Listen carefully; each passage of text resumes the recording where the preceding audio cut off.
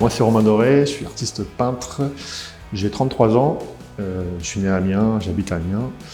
Et donc mon parcours artistique, en gros, c'est après avoir fait le lycée à Seine-Famille, je suis allé en fac d'art, j'ai fait une licence d'art plastique où j'ai un petit peu touché à tout. Mon prof de peinture a un petit peu déclenché le processus créatif. J'ai pas arrêté de faire de la peinture tout de suite. En arrivant en master, je pouvais plus faire de peinture, donc j'ai magouillé avec les professeurs pour pouvoir repartir en cours de peinture.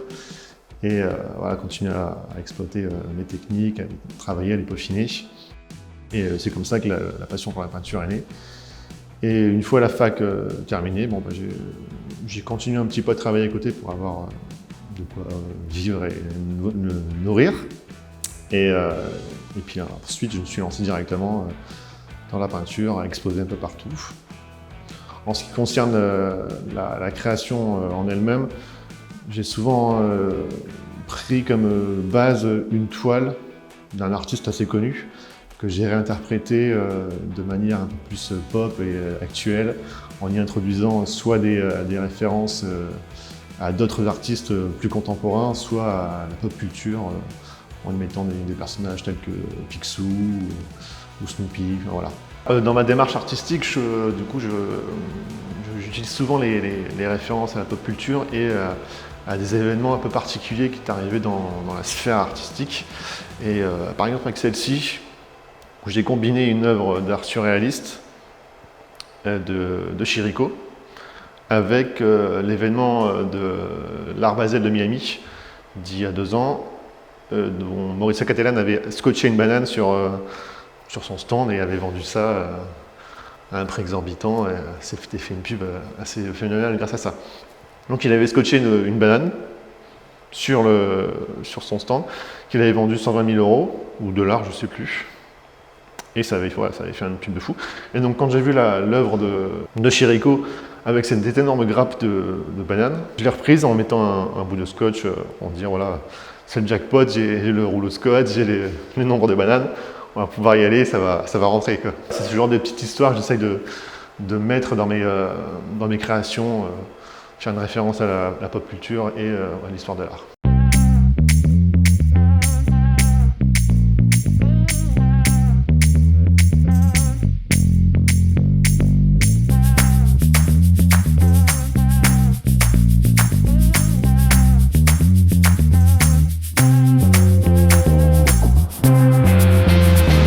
Dans ma création artistique, j'ai aussi voulu donner accès aux gens à la culture en général, parce qu'on voit souvent beaucoup de catégories de personnes qui ne vont pas au musée par peur, par appréhension, etc. Donc je me suis dit qu'il fallait leur amener le musée à eux. Donc la seule manière de faire ça, c'est de sortir le musée du lieu et de l'accrocher dehors. Donc ce que je faisais, c'est que je prenais une œuvre qui m'intéressait, je la réinterprétais, je la dessinais sur du papier craft, et que j'allais ensuite coller dans la rue. Comme ça, les gens, ils n'ont pas besoin d'aller au musée, ils l'ont directement et ils tombent dessus, ils peuvent s'interroger, et puis s'ils viennent me voir, je leur dis la toile en particulier dans laquelle je me suis inspiré vient de ce musée ou de cette galerie. Du coup, ça leur donne envie de faire la démarche de passer le pas de la galerie d'art ou du musée. Donc c'était une envie de démocratiser l'art en gros. Et de fil en aiguille à faire ces collages, j'ai commencé à avoir des commandes pour la rue, on va dire, voilà, d'œuvres, de commandes de fresques. J'en ai notamment fait une récemment pour Enedis, qui m'ont demandé de redécorer, d'embellir un terminal de transformateur électrique. Et donc voilà, j'ai eu carte blanche pour ça. Une fresque de 35 mètres carrés, qui m'a fallu 12 jours pour faire.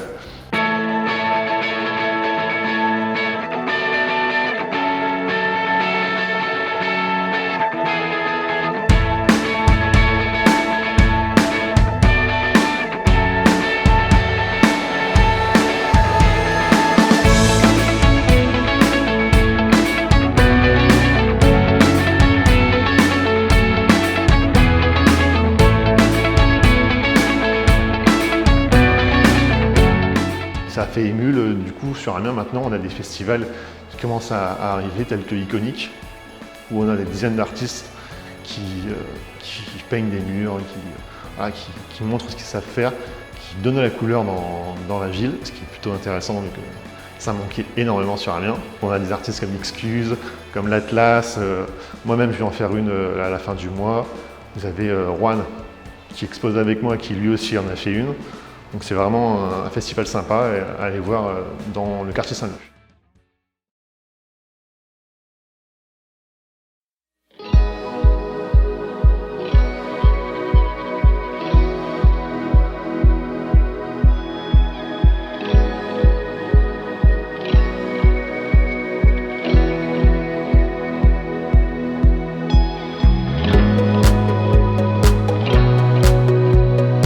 Je m'appelle Juan Spray, je suis pochoiriste, illustrateur et graphiste. Je pratique le street art depuis une dizaine d'années, principalement sur Amiens. Je suis aussi auteur d'un premier conte pour enfants sur le graffiti et l'art urbain qui s'appelle Les Contes de Spray Love Island.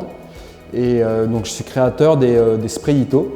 Donc c'est des petites bombes de peinture mi-lutin et que je mets en scène dans la rue et aussi à travers mes œuvres dans les expos, etc. J'ai une pratique artistique professionnelle depuis maintenant une vingtaine d'années. J'ai commencé en tant que graphiste, illustrateur, indépendant. J'ai tout appris tout seul, je suis autodidacte. Et depuis maintenant 10 ans, je fais du street art. J'ai découvert le street art donc avec les œuvres de Banksy. J'ai commencé à faire du collage, etc. J'ai officié sous notre nom d'artiste et Cibra. Donc je détournais des personnages de pop culture et je mélangeais ça avec les cultures urbaines, voilà, avec l'iconographie urbaine. J'avais envie de changer, de créer mon propre univers, créer ma propre pop culture et c'est pour ça que j'ai créé donc les sprayitos. Dernièrement, j'ai participé au projet Transition. Donc c'était le musée éphémère d'art urbain. J'avais une pièce où j'avais fait une installation où j'avais fait au pochoir les sprayitos, j'avais fait aussi des installations avec des sprayitos en découpe en bois, etc. Je participe aussi au festival iconique, donc sur Amiens.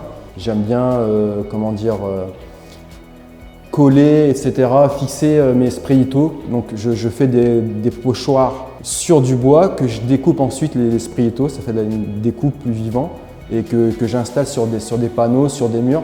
Et je les fais toujours sortir du cadre. Ça donne plus de puissance par rapport à l'installation.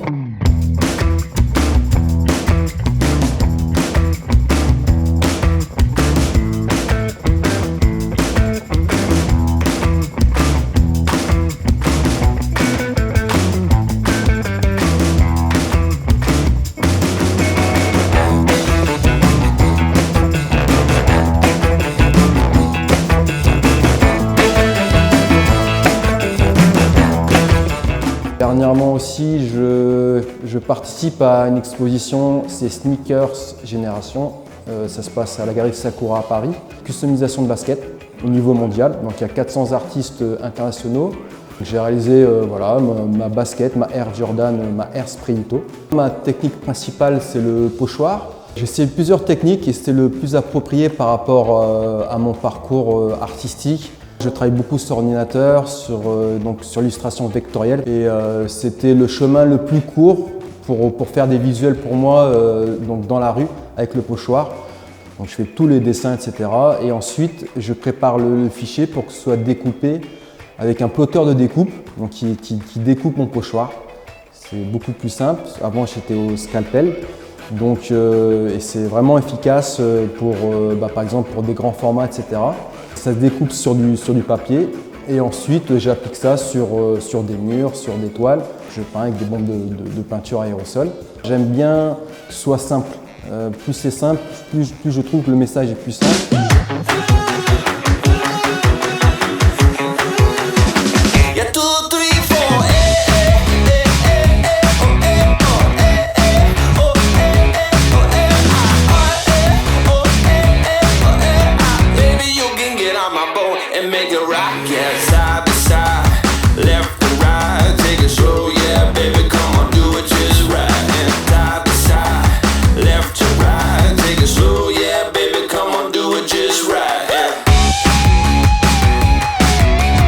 Je me réfère beaucoup aussi à des artistes comme Kaos, un artiste urbain d'art contemporain urbain très connu, avec des couleurs très flashy, très pop. Je me réfère aussi beaucoup à Takashi Murakami, voilà, au niveau du style, donc du style kawaii, manga. Je me réfère beaucoup à mon Sprito qui dort sur des bombes de peinture, sur des objets qui se réfèrent à l'iconographie urbaine. Et j'aime bien le répéter. Quand j'étais street artiste sous le nom de Cibra, donc je faisais beaucoup de collages, je m'étais lancé le défi d'aller sur New York. Et l'idée c'était de réaliser des collages de personnages de pop culture new-yorkais comme Spider-Man ou Captain America et de coller donc ces créations dans les quartiers d'origine des personnages. Par exemple, Spider-Man c'est dans le Queens, si je me rappelle bien. Captain America c'est à Brooklyn. Donc voilà, j'ai collé ça dans différents quartiers de New York. J'ai fait ça aussi à Harlem, j'ai fait ça Little Italy aussi. J'avais fait un collage sur Mario Bros, etc., version rappeur. Donc je prenais vraiment les références pop culture new-yorkaise et c'était vraiment une expérience totalement folle. Hein. Voilà, des fois il faut sortir de sa zone de confort et tenter des choses et je ne regrette pas du tout.